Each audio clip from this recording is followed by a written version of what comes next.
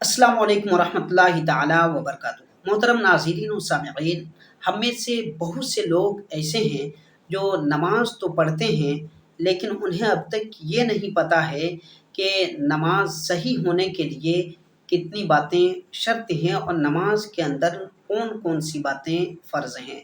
तो नाज़रीन, आज मैं आप लोगों की खिदमत में शराइते नमाज और फ़राइज़ नमाज को लेकर हाज़िर हुआ हूँ। तो नाज़रीन, नमाज की 6 शर्तें हैं, यानी 6 बातें ऐसी हैं, 6 शर्तें ऐसी हैं जिनका नमाज शुरू करने से पहले होना ज़रूरी है, वरना नमाज नहीं होगी। पहली बात है तहारत, यानी नमाज़ी का बदन और कपड़े का पाक होना। दूसरी बात है नमाज़ पढ़ने की जगह का पाक होना। तीसरी बात है सत्रे औरत, यानी बदन का वो हिस्सा जिसका छुपाना फ़र्ज़ है वो छुपा हुआ हो।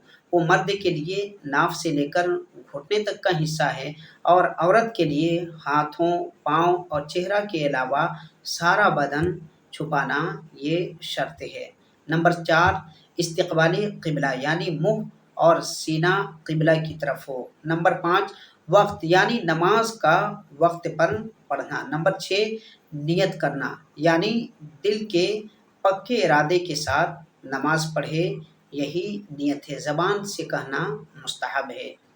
और नाज़रीन, नमाज के अंदर 7 बातें फ़र्ज़ हैं, उनमें से अगर एक भी छूट जाए तो उस सूरत में अगरचे सजदे सहव किया जाए फिर भी नमाज नहीं होगी। पहला फ़र्ज़ है तकबीर तहरीमा, यानी अल्लाहु अकबर कहना। दूसरा फ़र्ज़ है क़याम, यानी सीधा खड़े होकर नमाज़ पढ़ना।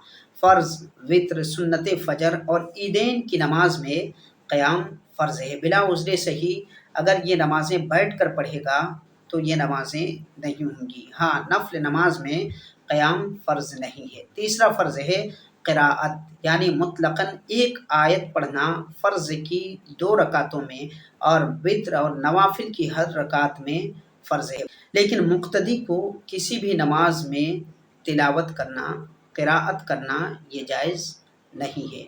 चौथा फ़र्ज़ है रुकू करना।